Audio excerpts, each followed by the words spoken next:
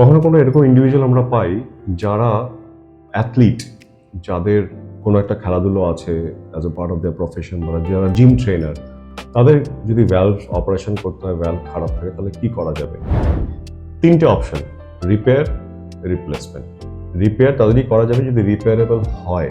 ভ্যালভটা এতটাই খারাপ হয়ে গেল রিপেয়ার করা যাবে না, সেক্ষেত্রে রিপ্লেস করতে হবে। রিপ্লেসের সময় দুটো option: mechanical valve, tissue valve. কিন্তু আরেক ধরনের রিপেয়ার ঠিক বলা যায় না, আরেক ধরনের অটোলোগাস রিপ্লেসমেন্ট আমরা যেটা করি সেটা হচ্ছে রস প্রসিজার এই ধরনের পেশেন্টদের। সেটা কি?